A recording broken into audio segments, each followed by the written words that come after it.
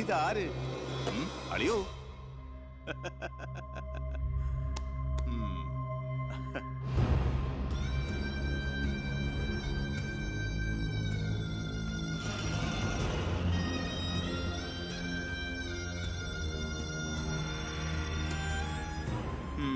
ഒരു ദൂരയാത്ര കഴിഞ്ഞ് വരുന്ന ലക്ഷണമുണ്ടല്ലോ. അളിയൻ ഇത്രയും ദിവസം എവിടെയായിരുന്നു? നീ ഇങ്ങനെ നോക്കി നിൽക്കുന്ന അളിയനെ പോയി ഒരു ചൂട് ചായ എടുത്തോണ്ട് വാ. ചെല്ല്. എന്തിനാ ഇപ്പൊ അങ്ങോട്ട് വന്നത്? കാണണ്ട നിന്നെ എനിക്ക്. വീട്ടിലൊരു നല്ല കാര്യം നടക്കുമ്പോ നാട് നന്നാക്കാൻ നടക്കുന്നു. മന്ത്രിയായി നിന്റെ അച്ഛനൊക്കെ തിരക്കുണ്ടോടാ നിനക്ക്? ഞാനില്ലായിരുന്നെങ്കിൽ എന്താമേ, ഇവിടുത്തെ കാര്യങ്ങളൊക്കെ ഭംഗിയായിട്ട് നടത്താൻ എല്ലാരും ഉണ്ടല്ലോ. എത്തിയോ വിമതൻ? വിമതൻ ചെറുപ്പകാലത്ത് ആവേശമായിരുന്നു എനിക്ക് എന്റെ അച്ഛൻ. മനസ്സുകൊണ്ട് രാഷ്ട്രീയ ഗുരുവെ കണ്ടിട്ടാ ഞാൻ രാഷ്ട്രീയത്തിലേക്ക് ഇറങ്ങിയത്. പക്ഷേ അടുത്തറിഞ്ഞപ്പോ തെറ്റുകളിൽ നിന്നും തെറ്റുകളിലേക്കാണല്ലോ അച്ഛൻ പോയിക്കൊണ്ടിരിക്കുന്നത്. എന്റെ കൂടെപ്പുറപ്പിനെ മനസ്സിലാക്കിയില്ലല്ലോ. വളരെ വിഷമമുണ്ട്, സഹതാപമുണ്ട്.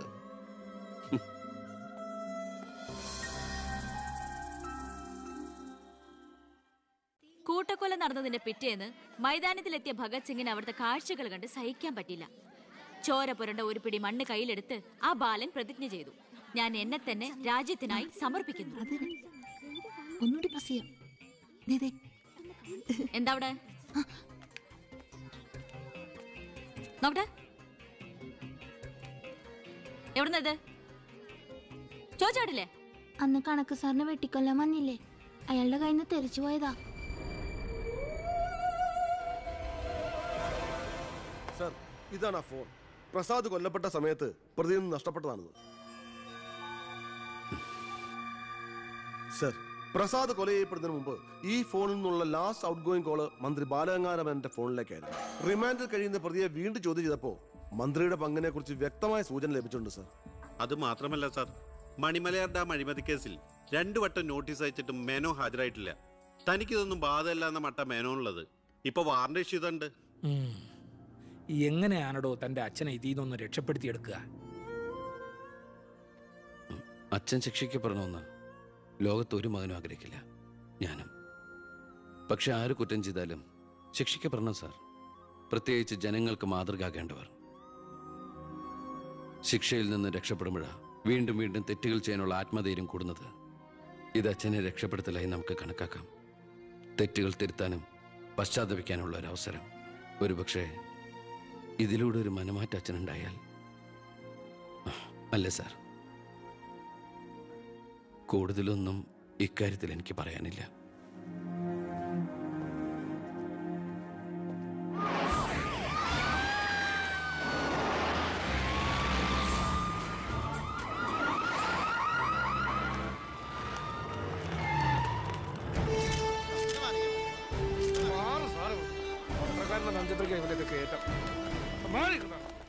നിങ്ങളോട് വെയിറ്റ് ചെയ്യൂ സർ. അച്ഛാ, ഹർഷം വരുന്നു. അച്ഛാ, മുഖ്യമന്ത്രിയുടെ ഓർഡർ കൈ കിട്ടി അല്ലേ? അച്ഛനെ അറസ്റ്റ് ചെയ്യാൻ മരുമകന് ഡ്യൂട്ടി. അവറാച്ചൻ കളിക്കട്ടോ, കളി അവിടെ വരെ പോകുന്ന കാണാം നമുക്ക്. അച്ഛനെ കോടതിയിലേക്ക് കൊണ്ടുപോയാൽ മതി. ജാമ്യത്തിനുള്ള ഏർപ്പാടൊക്കെ ഞാൻ ചെയ്തിട്ടുണ്ട്. വക്കീലുമായി ജോസ്പേട്ടൻ കോടതി വെയിറ്റ് ചെയ്യാ. നീ എങ്ങനെ എന്നെ കൊണ്ടുപോകുന്നത്? കാറിൽ ഫോളോ ചെയ്താൽ. കാറിലോ? എന്റെ പട്ടി വരും. പോലീസ് ജീപ്പിന്റെ പിന്നിലിട്ട് തന്നെ എന്നെ കൊണ്ടുപോകണം. അതിനു മുമ്പ് ഈ മുറ്റത്തിട്ട് എന്നെ തല്ലി ചതയ്ക്കണം, മുടുമുണ്ട് വലിച്ചു പറിക്കണം. പിന്നെ പത്രക്കാരോ ചാനലുകാരോ ചോദിച്ചു കഴിഞ്ഞാൽ മുഖ്യന്റെ സ്പെഷ്യൽ ഓർഡർ ആണെന്നൊക്കെ പറഞ്ഞേക്കണം. ഇതൊന്നും നീ ചെയ്യണ്ട, പോലീസുകാരെ കൊണ്ട് ചെയ്യിച്ചാൽ മതി. അയ്യോ, ഓ, ഇത് മുഖ്യമന്ത്രിയെ താഴെ ഇറക്കാനുള്ള കുശാഗ്രവതി ഇല്ലേ? എന്റെ പൊന്നെ, ഞാൻ എന്തുവായി കേൾക്കുന്നേ? ഗുരു എന്നെ ഒന്ന് അനുഗ്രഹിച്ചാട്ടെ.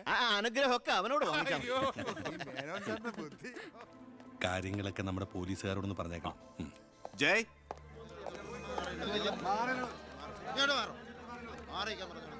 പത്രക്കാരും ചാനലുകാരും ഒക്കെ റെഡിയാ. എന്നാ പിന്നെ തുടങ്ങിക്കും. നടക്കണം സാർ. പിടിച്ചു തള്ളൂ.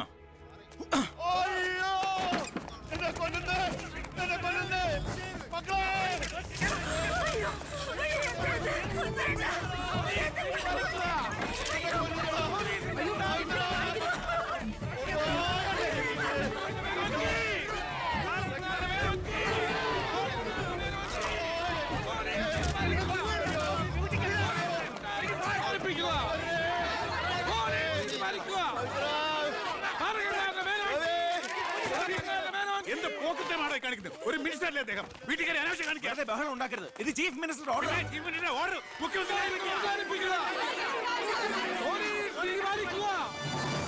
നമസ്കാരം. പ്രധാന വാർത്തകൾ. മന്ത്രി ബാലഗംഗാധര മേനോന്റെ അറസ്റ്റിൽ പ്രതിഷേധിച്ച് കേരളത്തിൽ പലയിടങ്ങളിലും അക്രമങ്ങൾ.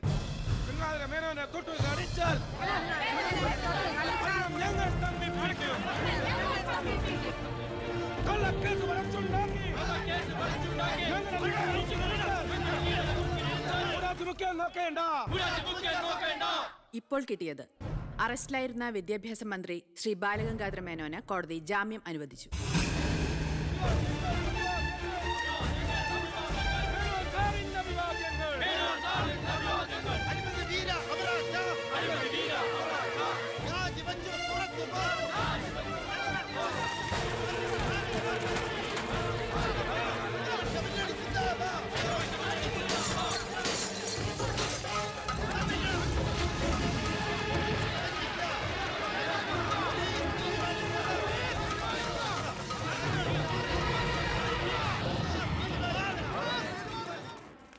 എടോ മേന്നെ, എന്നെ താഴെ ഇറക്കാൻ താൻ കളിച്ച കളി വളരെ ചീപ്പായി പോയി.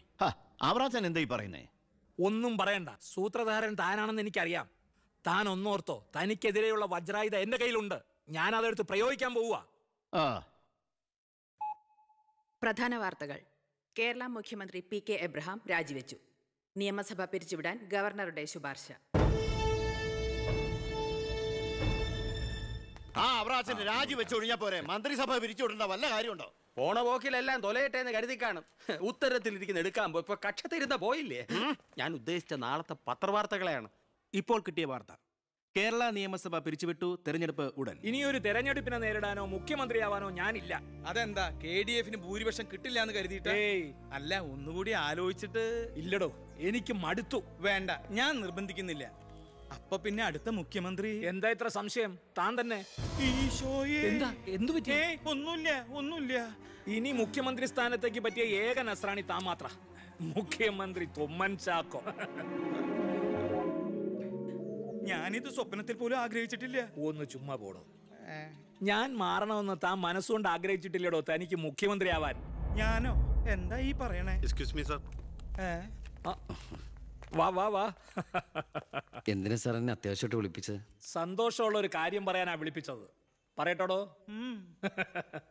തന്നെ ചിറ്റാരിക്കര മണ്ഡലത്തിലെ സ്ഥാനാർത്ഥിയാക്കണമെന്ന എല്ലാവരുടെയും താല്പര്യം. എന്താ?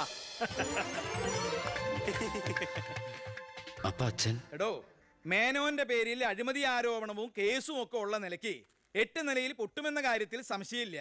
നമ്മുടെ മുന്നണിക്ക് ഭൂരിപക്ഷം കിട്ടുമെന്ന് ഉറപ്പില്ലാത്ത സാഹചര്യത്തിൽ ഒരു സീറ്റ് കളഞ്ഞു കുളിക്കാൻ പറ്റില്ല. താൻ ഒന്നുകൊണ്ടും പേടിക്കണടോ, താൻ ജയിക്കും. വർക്ക് തുടങ്ങിക്കോ. ഒരു MLA ആകണമെന്ന മോഹമൊന്നും ഇതുവരെ ഉണ്ടായിട്ടില്ല. എങ്കിലും പാർട്ടിയുടെ തീരുമാനം ഞാൻ ആദരവോടെ സ്വീകരിക്കുന്നു. All the best. Thank you sir. ജയിച്ച് MLA ആവുമ്പോ എന്നെ മുഖ്യമന്ത്രിയാക്കാൻ കൂടെ നിൽക്കണേ.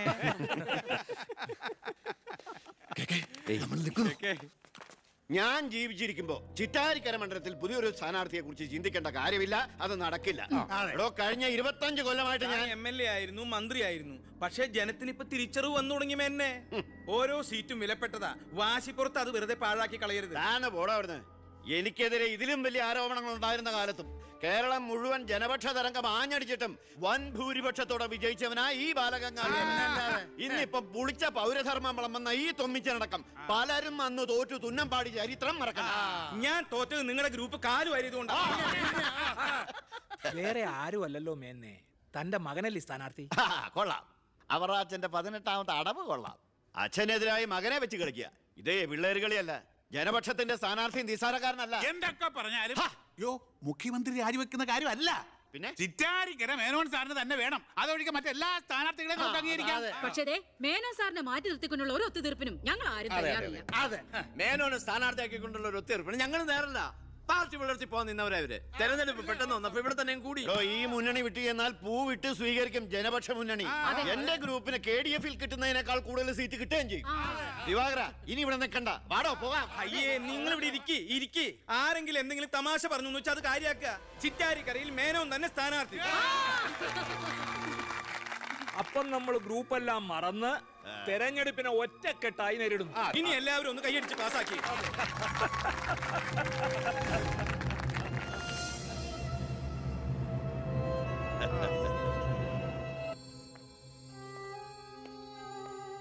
വിഷമിക്കണ്ടോ, താൻ ചെറുപ്പമല്ലേ, ഇനി അവസരമുണ്ട് ഒരുപാട്. എനിക്കൊരു വിഷമമില്ല സാർ. ഒരു MLA ആകാൻ വേണ്ടി വ്രതം നോറ്റെടുക്കുന്ന ഒരാളല്ല ഞാൻ. അധികാരത്തിന്റെ അപ്പകഷ്ണം കിട്ടാൻ ചെയ്തു കൂട്ടിയ നെറുകേടുകളൊക്കെ പരസ്പരം മറക്കും, എല്ലാം പൊറുക്കും, എല്ലാവരും ഒന്നാക്കും. അധികാരം കിട്ടിക്കഴിയുമ്പോൾ പിന്നെയും തമ്മിൽ തല്ലും, പിരിയും.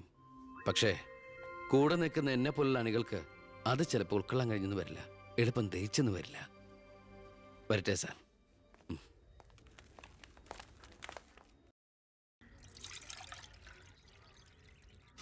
പാർട്ടി പോകാൻ പറ. അവരവരുടെ സീറ്റ് നിലനിർത്താൻ വേണ്ടി എല്ലാം മറന്ന് അവരൊന്നായി. തന്തയ്ക്ക് പറക്കാത്ത വർക്കം. ഈ നാറിയ രാഷ്ട്രീയ വ്യവസ്ഥതയാണ് എതിർക്കേണ്ടതും പൊളിക്കേണ്ടതും. ഞങ്ങളുടെ ഒരു അഭിപ്രായം പറയട്ടെ, നീ സ്വതന്ത്രനായിട്ട് മത്സരിക്കണം. ശക്തമായ 2 മുന്നണികൾക്കെതിരെ മത്സരിക്കാനോ? എന്നിട്ട് കെട്ടിവെച്ച കാശിനവിടെ പോകും. ജയിക്കാൻ വേണ്ടിട്ടല്ല, പിന്നെ യൂത്തിന്റെ പ്രതിഷേധം അറിയിക്കാനാ. എന്നാലും അച്ഛനെതിരായിട്ട്. അച്ഛനെതിരായിട്ടല്ല, അച്ഛന്റെ രാഷ്ട്രീയ നയങ്ങൾക്കെതിരായിട്ടാണെന്ന് എപ്പോഴും നീ പറയാറില്ലേ, അതുകൊണ്ടാ. പോലീസുകാർക്ക് രാഷ്ട്രീയം പാടില്ലെന്നാ. എങ്കിലും ഒന്ന് പറയാം, ഞാൻ ഇവരുടെ അഭിപ്രായത്തോട് പൂർണ്ണമായി യോജിക്കുന്നു. എന്താടോ, മത്സരിച്ചുകൂടെ? അധികാരമില്ലാതെ താൻ ഇവിടെ കിടന്ന് വിളിച്ചു കൂവിയിട്ടും പോരാടിയിട്ടും ഇവിടെ ഒരു മാറ്റവും സംഭവിക്കാൻ പോകുന്നില്ല. തന്നെ പോലെ സാമൂഹ്യ ബോധവും നിശ്ചയദാർഢ്യവും തൻ്റെ ഉള്ളവരുടെ മുമ്പിൽ നെഞ്ചു വിരിച്ചെന്ന് സല്യൂട്ട് ചെയ്തിട്ട് ഒരൊറ്റ ദിവസമെങ്കിലും അന്തസ്സോടെ ജോലി ചെയ്യണമെന്ന് ആഗ്രഹം ഉണ്ടോ? പിന്നെ ഈ ജയവും പരാജയവും ഒക്കെ നമ്മൾ ദൈവത്തിന് വിടുന്നു. 1000 വോട്ടേ തനിക്ക് കിട്ടിയുള്ളൂവെങ്കിലും ആ 1000 പേരും തൻ്റെ ഒപ്പമാ, തന്റെ നേതൃത്വം അംഗീകരിച്ചവരാ. അത് മതിയടോ. സാർ ഞാൻ വേണ്ട, താൻ ഒന്നും പറയണ്ട. ഇത് ഞങ്ങളുടെ തീരുമാനം, അനുസരിക്കണം. ഞങ്ങളുണ്ട് കൂടെ.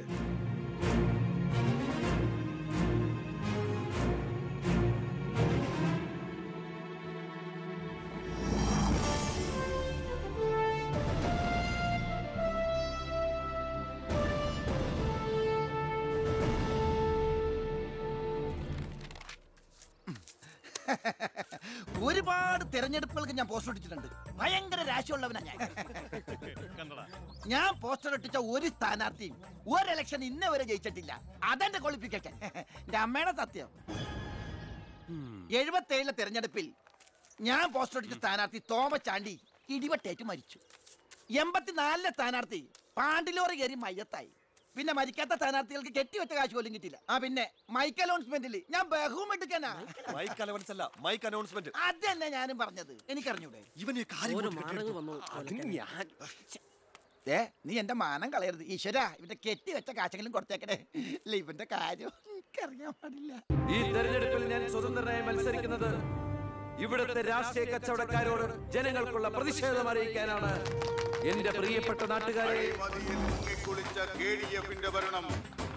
ഈ രാജ്യത്തിൽ ജനപക്ഷ മുന്നണി സ്ഥാനാർത്ഥി സഖാവ് ജനാർദ്ദനൻ പിള്ളയ്ക്ക് അരിവാൾ അടയാളത്തിൽ വോട്ട് രേഖപ്പെടുത്തുവാൻ പ്രിയപ്പെട്ട വോട്ടർമാരെ, KDFന്റെ ശക്തനായ സ്ഥാനാർത്ഥി ശ്രീ ബാലഗംഗാധര മേനോന് ശാന്തിയുടെയും സമാധാനത്തിന്റെയും ചിഹ്നമായ അമ്പും വില്ലും അടയാളത്തിൽ നിങ്ങളുടെ വിലയേറിയ വോട്ടുകൾ രേഖപ്പെടുത്തി വമ്പിച്ച ഭൂരിപക്ഷത്തോടെ വിജയിപ്പിക്കുവാൻ അപേക്ഷിക്കുകയാണ്, അഭ്യർത്ഥിക്കുകയാണ്. ജനാധിപത്യ വിശ്വാസികളെ, നാട്ടുകാരെ, അഴിമതിക്കാരെയും കൊള്ളക്കാരെയും ഈ നാട്ടിൽ നിന്ന് എത്രയും പെട്ടെന്ന് കെട്ടുകെട്ടിക്കുന്നതിന് യുവത്വത്തിന്റെ പ്രതീകമായ കൃഷ്ണകുമാറിന് നമ്മുടെ ദേശീയ മൃഗമായ ഒന്നും മിണ്ടാണ്ടിരിക്കും. അത് തന്നെ ഞാൻ പറയാൻ പോണത്. നമ്മുടെ ദേശീയ മൃഗമായ കടുവയുടെ സ്വന്തം ചേട്ടനായ സിംഹം അടയാളത്തിൽ വോട്ടുകൾ രേഖപ്പെടുത്തി വിജയിപ്പിക്കണമെന്ന് അഭ്യർത്ഥിക്കുകയാണ്, അപേക്ഷിക്കുകയാണ്. ഇലക്ഷൻ ഫണ്ടിലേക്ക് സംഭാവനയായി കിട്ടിയ പണം മുഴുവൻ എടുത്ത് ചെലവാക്കേണ്ട കാര്യമൊന്നുമില്ല. അല്ലാതെ തന്നെ അച്ഛൻ ജയിക്കും, ഉറപ്പാ. അത് ശരിയാ. ഇനി അഥവാ തോറ്റാ തന്നെ ആ പണം എന്തെങ്കിലും സൈഡ് ബിസിനസിന് ഉപകരിക്കും. പിസ കച്ചവടോ കുഴൽപ്പണോ. തോൽവി എന്ന വാക്ക് എന്റെ ചരിത്രത്തിലില്ല. സ്കൂളിൽ പോകാത്തോണ്ട് അവിടെയും തോറ്റിട്ടില്ല. ഞാൻ ഉദ്ദേശിച്ച എന്നെ തന്നെയാ. വന്നല്ലോ എതിർകക്ഷി. അയ്യോ, ദേ അങ്ങോട്ട് കൊടുക്കടി. വോട്ട് ചോദിച്ച് തെണ്ടി തിരിഞ്ഞ് ക്ഷീണിച്ചു വന്നിരിക്കുക. കുടുംബത്തിന് മാനക്കേടുണ്ടാക്കാനും പത്രക്കാർക്ക് കഥകൾ ഉണ്ടാക്കാനും കോമാളി വേഷം കിട്ടി ഇറങ്ങിയിരിക്കുക. സംശയമുണ്ടോ? കഷ്ടാൽ കഷ്ടം. അച്ഛനെ കിട്ടേണ്ട കുറച്ച് വോട്ടുകൾ പിടിക്കുമായിരിക്കും, എന്നിട്ട് ജയിക്കുവോ? അതുമില്ല. അതുകൊണ്ട് ആർക്കാ നേട്ടം? ജനപക്ഷ മുന്നണിക്ക്. യവൻ കാരണം ആർക്കും ഒരു ഗുണം കിട്ടില്ല. ഇവനൊക്കെ ആര് വോട്ട് കൊടുക്കാനാ? ഈ കുടുംബത്തിന് പോലും ഒരു വോട്ട് കിട്ടുകൂടാന്നൊക്കെ. ഇവിടുന്ന് ഒരു ഓട്ടം എനിക്ക് ഉറപ്പുണ്ട്. എന്റെ അമ്മയുടെ. അല്ലേ അമ്മേ? അമ്മയുടെ വോട്ട് ചോദിക്കാൻ വന്നേക്കണം. വോട്ട് ചോദിക്കാമെന്ന മകനെ ആട്ടിപ്പായിക്കണ്ടായിരുന്നു.